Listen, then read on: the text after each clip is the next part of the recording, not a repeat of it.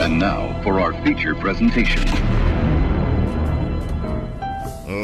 Ladies and gentlemen, this is the Botching It Up podcast. Every bruise, bump, and botch. Wrestling, you've been put on notice. Let's get ready to ramble! Welcome to Botching It Up, Sunday night's general chit chat. We've had a month off for Christmas and we're coming back better than ever with a few different formats. And this one, we're just going to talk about whatever we want off the top of our head. As usual, you're with me, Benito, and my good friend Basil. It's Sunday, and you know what that means. Okay, you've completely killed my flow.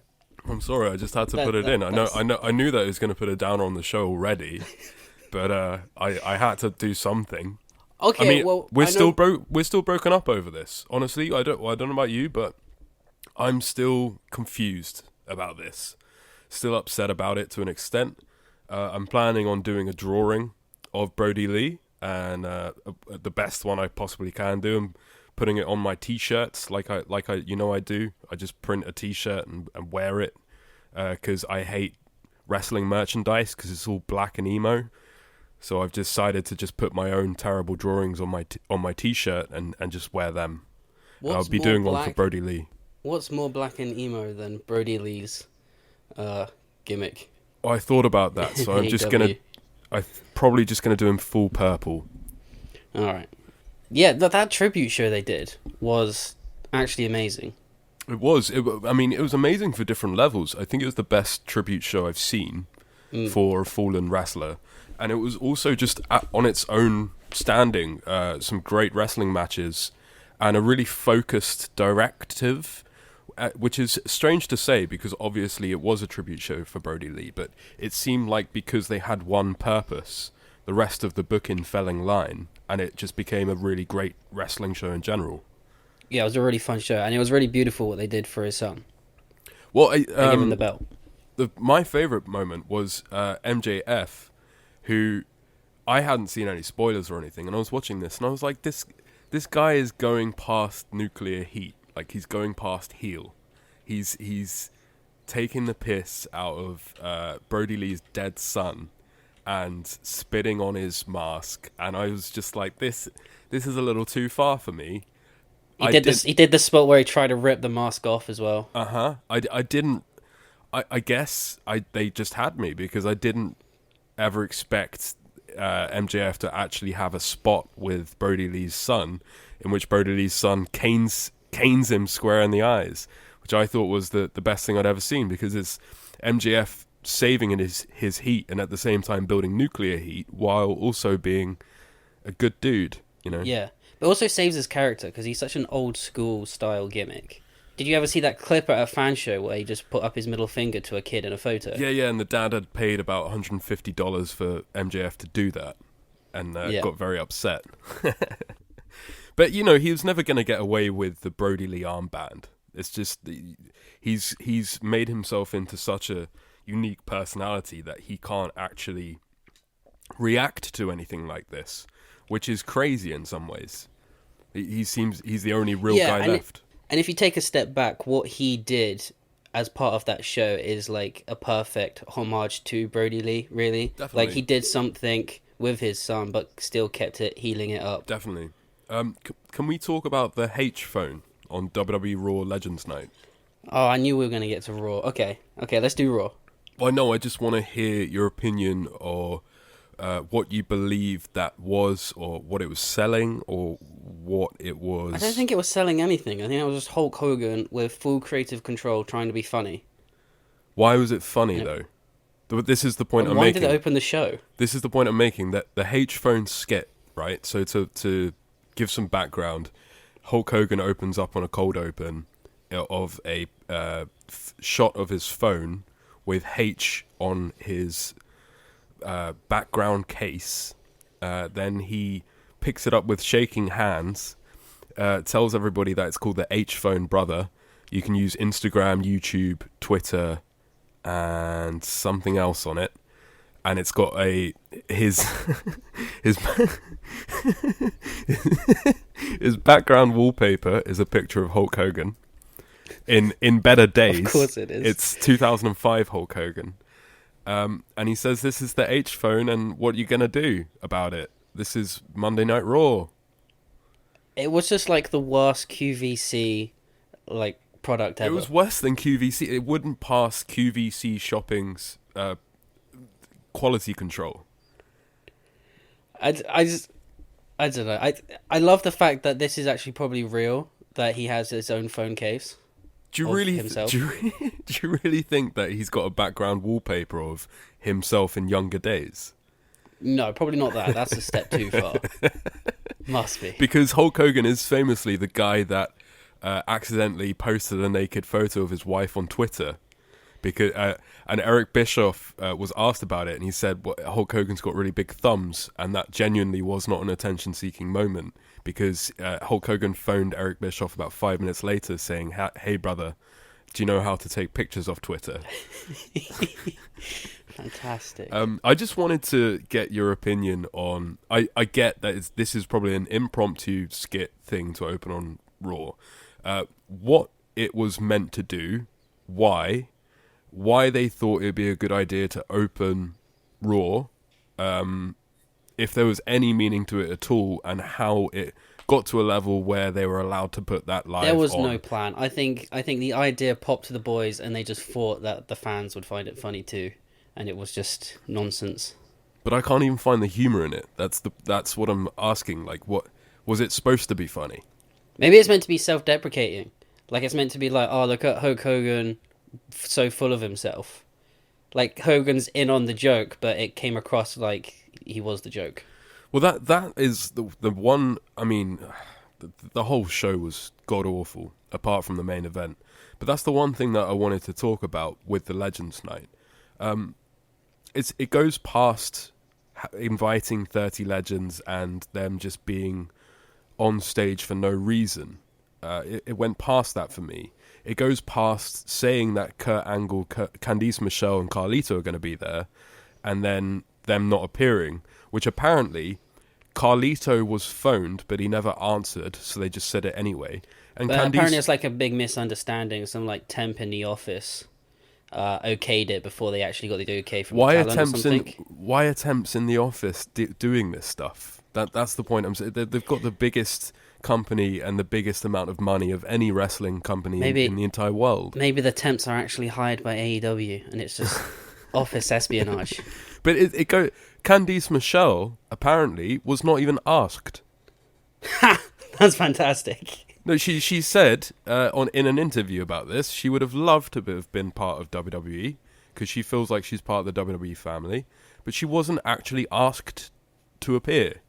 And then she found out that she had been told that she was appearing after the event happened. That's mental. Candice Michelle doesn't watch WWE Raw anymore, so she didn't see her own name. That's crazy. But the point I'm making here is, apart from all of these legends that were completely underutilized and not used whatsoever, when they were used to belittle and degrade them for no seeming purpose. It was completely pointless, wasn't it? It was like, let's take the piss out of the legends. And it wasn't even to build up a new start. It was just to get heat on Randy Orton. But that's what confuses me so much, because there was no comeback. Like, you're gonna make me angry if this is where you're taking this. What? Right, so all night Randy Orton's taking the piss out of all of these legends and really winding them up and being a dickhead. And then right at the end, the final promo, Goldberg comes out and then has the audacity to tell Drew that he is the one that's a dick and has no respect for the legends. Like, we haven't just been watching Randy Orton for 3 hours being a dickhead. And that's the point that I'm making. It feels like Goldberg's promo was written for Randy Orton, who had spent the last 3 hours really demeaning legends like Ric Flair and Mark Henry. The Mark Henry one, honestly, bro, was so depressing. Was unnecessarily harsh. Yeah, but then you come out and Drew McIntyre is the guy that Goldberg says has no respect. I feel like Drew What? McIntyre was just stood there like, what? The fuck But no, are I you think talking I think about? everybody was. What was that about? And like, was the original plan to have Randy Orton in the main event and Goldberg comes out? Do you think Or Goldberg gets scripted, or do you think Goldberg is allowed to say whatever he wants? I'm sure he gets scripted to an extent. This must have been something that he was given. And was Randy Orton initially supposed to be the guy that Goldberg came out to and they just didn't bother to change the script? Because that would make a hell of a lot of sense. Well, that's the story they were telling, and it just, it makes no sense. The whole thing was stupid, bro. Anyway, are you pumped to see Goldberg versus Drew? No. You excited to see Goldberg as your champion in 2021? No. And I'm the biggest Goldberg mark around. His time, to me, has now come. When I was watching that Saudi Arabian Undertaker versus Goldberg match, my heart sank when I saw that match, because it was the end of Goldberg for me. When he dropped Taker on his head, didn't he? Yeah, and I've been a Goldberg defender for years. Mm-hmm. And like the 2017 run, I think, where he was facing Brock and he did Kevin Owens and he had a couple of matches. People are Yeah, that was shitting on pretty him. good. I still liked good. him then. Then Yeah. I saw the Undertaker match and I thought that's the end. Then he absolutely destroyed the Fiend in 2 minutes. Yeah, the stuff he did this time last year was awful, and it looks like they're setting him up to do it again. And as much as I love Drew saying this would be like fighting my dad, it's not really a wrestling promo. Everybody's hearing Drew saying this is be like fighting my dad, looking at what they're seeing on screen and agreeing with Drew McIntyre. So, who is the face? Who's the heel? Why? Goldberg sounded like the heel coming out of that promo. Just like, you have no respect and you're walking the pave that we made. It's like, really? Drew has been like the most respectful champion we've had in years. Drew's the biggest babyface we've had in WWE in years. It Yeah, makes so absolutely no sense for another babyface, especially one of that level, to come out and insult him for lacking in respect. The whole thing, bro. Goldberg did a heel promo. He's a bad guy coming out of that.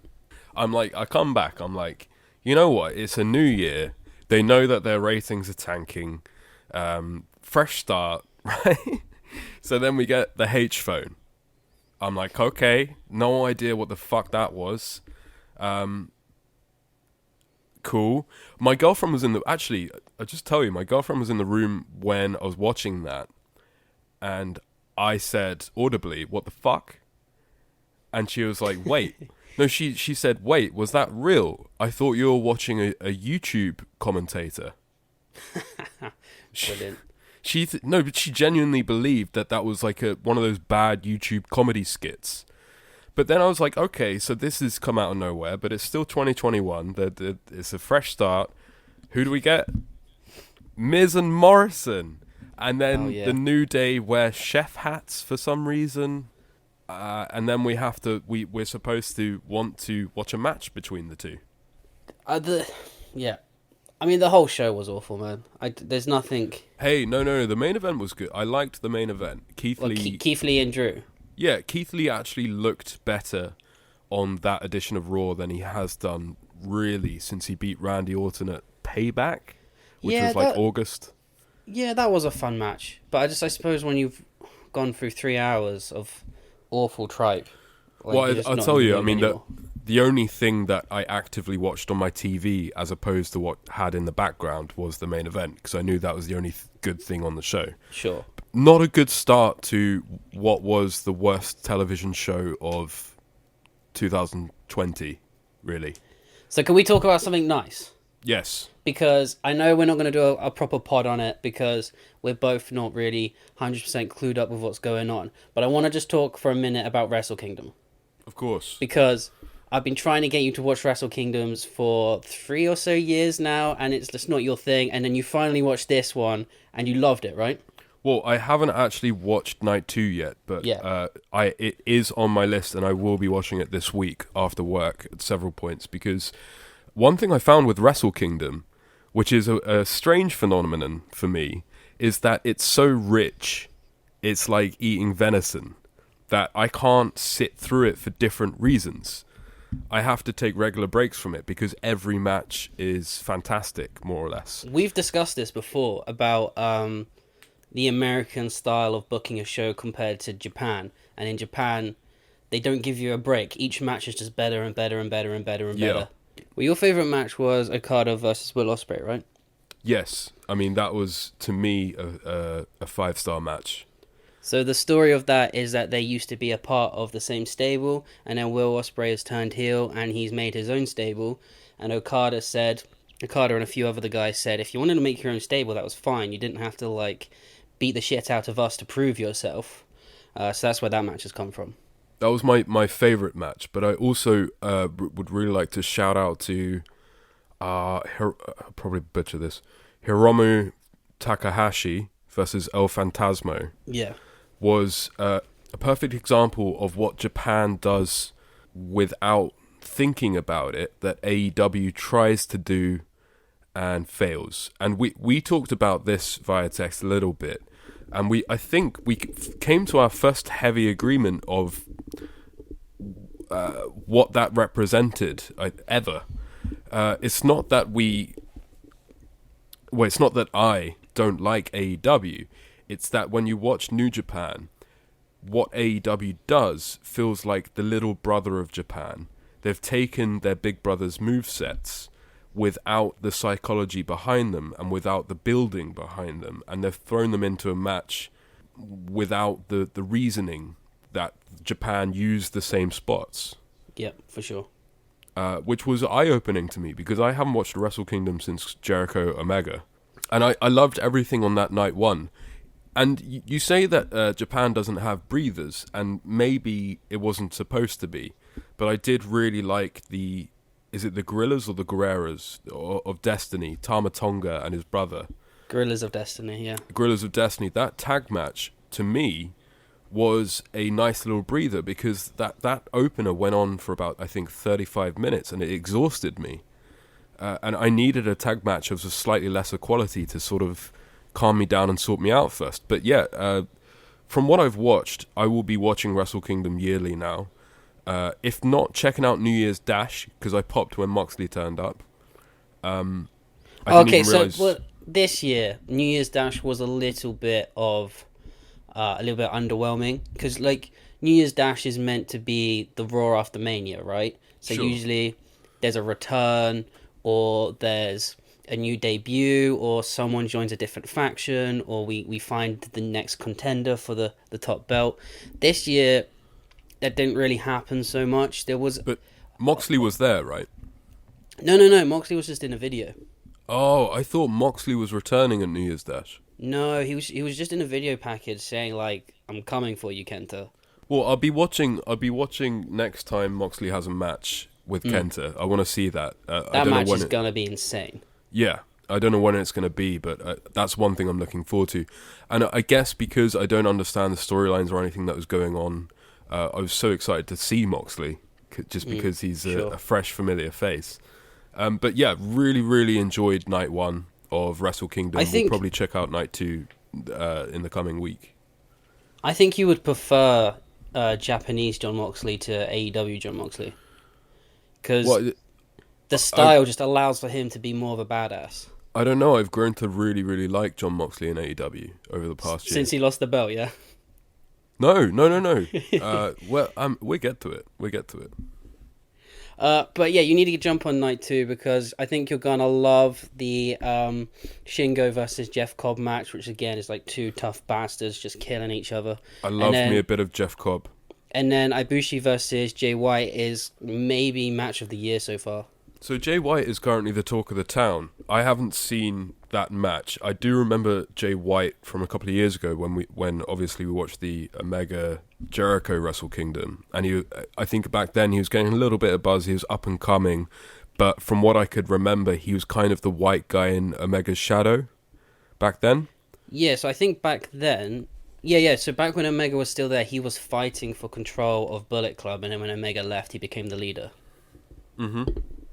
But so he's really only been, not only has he been top dog, like a main eventer, but he's only really been in New Japan for like 4 years, something like that. like crazy, and he's already main eventing the top show. Yeah, and well, I mean, obviously, we both know that his contract expires either already expired or is expiring next week. Well, so in New Japan, all contracts expire in January and February, and they all are on 1-year deals. Oh wow, really? Or not all 1-year deals. Like someone like Okada will be on like a 5, 6, 7. Well, they don't want 10-year him to deal. go anywhere. But the contracts are always renewed at the beginning of the year. Which is why New Year's Dash is always quite a big event, because it's like, oh, who's going to be leaving, who's going to be staying? Definitely with the American guys. Who's jumping ship, who's coming in. So he's been thrown, apparently, a hell of a lot of money by WWE to immediately come in. And I think over the coming years, this is actually going to be quite interesting, because AEW is the place for white Americans that were a part of New Japan Pro Wrestling, right? You got the Bucks, you got the Bullet Club, Kenny Omega. In the NXT side of things, you've got Adam Cole. I'm not sure who else. Finn Balor. They're Kenta, they're throwing money at Shinsuke. Who are they throwing? Sorry, they're throwing money at Jeff Cobb as well. They wanted Marty Scurll at the moment. Oh yeah, Marty Scurll from New Japan, Ring of Honor, because he's left Ring of Honor completely because of the scandals. Yeah, so they really want Marty Scurll and they really want Jay White. So I think this is going to be an interesting point in history between the two companies, because it really depends on how much money these WWE is going to be willing to throw these guys. Because obviously the obvious idea is that they're all going to jump to AEW and become part of their roster. But as we've seen with Adam Cole and the like, that's not necessarily true. So it's going to be interesting to see whether AEW can actually pick up their mates. I think if Adam Cole had stuck in the Indies for 1 year longer, he'd be in AEW. But he jumped ship a bit too early. But he could have jumped ship again to AEW if he had wanted to at this point. Surely his contract has come up at some point during AEW's... yeah, I suppose so, yes. But he is like the king of NXT right now, the last couple of years. Let's be honest. That's what I'm saying. That's what I find interesting. So Jay White and Marty Scurll are looking at this sort of stuff and seeing the success of an Adam Cole, but then also seeing somebody like a Shinsuke, and they're trying to figure out what company would be better for them at the moment, which it hasn't happened in the wrestling landscape for a very long time. Jay White is so young, I think it makes sense for him to wait until Vince McMahon retires and then go to WWE if that's what he wants to do. There's no point in him going there right now. Because he's so young, surely he envisions a good future within NXT. Yeah, but look at Aleister Black. Oh man. He was in NXT for what? Not even quite a year, and now he's just a jobber. You want to go over SmackDown quickly? Well, I want to go over one point, because I haven't watched it yet, but I have... This is some pretty major news in a week in which we had Goldberg facing Drew McIntyre for the world title.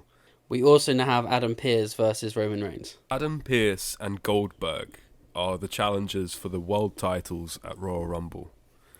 What a 21, hey? What a weird way to start the year. Do you want to unpack this one for me, Ben? Right, so first of all, this is just a storyline thing. First of all, I don't even think Adam Pearce is going to be having this match with Roman Reigns. I think it's going to be Kevin Owens versus Roman Reigns at the pay-per-view. Why? By the way, I really hope that it is, because Kevin Owens was in my running, actually, for most improved of the year, purely based upon his feud over the past couple of months with Roman Reigns. Yeah, he's just been fantastic. Roman has released something in him that was not happening during the shitty Kevin Owens show segments that we've basically seen all year. I saw the Kevin Owens for once at the end of this year, the same Kevin Owens that pinned John Cena on his debut. Yeah, NXT Kevin Owens. Yeah. So let's unpack this really quickly. Not the Usos, just Jimmy or Jay. Only one of them. Anyway, he beats up Kevin Owens 1 week, and Roman Reigns jumps in. They think they're done with Kevin Owens because they've trashed him. The next week, which was last week, Kevin Owens asks Adam Pearce for a rematch because he's not finished yet, which gets Roman Reigns' back up because he thinks this whole Owens business is done with. And then he turns to Paul Heyman and says, who made this match? Because they're the ones that are dragging this out. And he says it's Adam Pearce's fault. So this week, Roman Reigns comes out and says, I love the entire roster. I'm the reason that they're earning money. I'm here to put food on everybody's... like, proper healing it up. It's great stuff. And then he turns around and says, Kevin Owens is hurt because of Adam Pearce. Adam Pearce made us do this to him because he keeps dragging this old business up. So he drags Adam Pearce out and he says, I'm going to hurt you, basically. So you're going to join this gauntlet match tonight so that you can become the number one contender, because we all know deep down you don't want to be a GM, you want to be a world champion. And Adam Pearce is like, no, I'm 6 years retired. And then later on in the show, Paul Heyman says something about his indie name, and he says, I know you better than anyone knows you because we go way back. And he says, I know you want to be champion, so I've pulled a few strings and you're going to be the last entrant in the gauntlet match. Good luck. So in the gauntlet match, he comes out last versus First of all, Shinsuke got an amazing showing in this match. Like, he looked like a monster. Adam Pearce comes out. Jay and Roman absolutely fuck over Shinsuke, and then pull Adam Pearce's limp body. They beat him up as well. Pull his limp body over Shinsuke so he gets the win. Adam Pearce doesn't actually do a single wrestling move. And that's where it's left. Okay, that makes more sense. It is really interesting to me that not only have you watched both Raw and SmackDown this week, but you're the guy telling me about SmackDown. I don't know how that happened. I'm very excited to watch Shinsuke get a nice showing, because I love Shinsuke and he's so underused. He looked really good. Do hope that it is what you're saying it is, which is eventually Adam Pearce gets injured or moves out of the way or something, Kevin Owens steps up and has a Royal Rumble match, because that makes so much more sense. That's classic storytelling. That's but also be. Classic Vince would be Adam Pearce actually doing the Rumble match and just being killed by 30-second squash or something. Yeah, so I can see that as well, but I do hope we get a good final to Kevin Owens versus Roman Reigns. Saying that, watching the storyline week by week, it's been excellent. The problem is that Kevin Owens can't get a win over Roman, and week by week, Roman destroys Kevin Owens. So all Kevin Owens has got now, really, is his plucky underdog courage. But unless they make it a triple threat, and Adam Pearce causes Kevin Owens to win. I mean, that would be a thing, but I don't think it's going to happen. Roman is too dominant right now to switch titles, even if it's with bullshit. Roman's like the one amazing thing that they've got going. Oh, and yeah, he needs totally agree. He needs to be champion for a very long time. What happened to the other Uso? He's injured. I don't know where Naomi is. I would like to see her story back. rise. Is there a reason he's not with them? Oh no, he is kayfabe and reality injured. Okay, fine. Because he's come down on multiple pay-per-views and tried to throw the white tail in. Mm-hmm. Okay. Just want to give a quick shout out to a show that I haven't caught up with yet, because I've been so busy with the best and worst. I haven't watched stuff that I would generally watch, but I am looking forward this week to the King. Like, it's a mini pay-per-view MLW show called King of the Colosseum, and it's got Leo Rush versus Mylon Reed on it for a championship. Alex Hammerstone versus Kruger, and the Von Erichs versus the Dirty Blondes. And for a free YouTube show, it looks like a return to form for MLW, really, who I've been watching for a long time now, but when they came back after coronavirus, it had lost its pizzazz and its tight storytelling a little bit. So this is going to be my re-jump on point, and I hope that it's good, and I hope that Leo Rush sticks around, because I've always had time for the guy, and I think MLW is the perfect place Leo for Rush him versus to be. Mylon Reed, who's also really good. Yeah. Leon Rush versus Mylon Reed sounds like a great match. Yeah, and I hope Leo... Is that the main?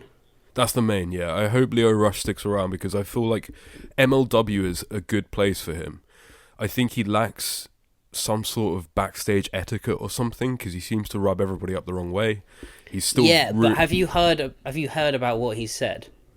No. I don't think he rubs... I think he's just a normal human being, and that wrestlers are stuck in their traditional ways, and him being a normal human being is rubbing them up the wrong way. Kind of the same way as Goldberg. That's kind of a Goldberg thing. Goldberg's never really had any friends because he's acted like a normal human being doing business. Apparently, Tony Khan's the same because he's not a wrestler guy. He's just a normal person, but he's somehow got it in the other direction where actually everyone really loves him because he does things normally. I think that's why we got the tribute to Brody Lee, because he was just a normal guy. Oh, there's two things I wanted to mention about the Brody Lee show. First of all, if you're a WWE wrestler, every WWE wrestler was watching that show.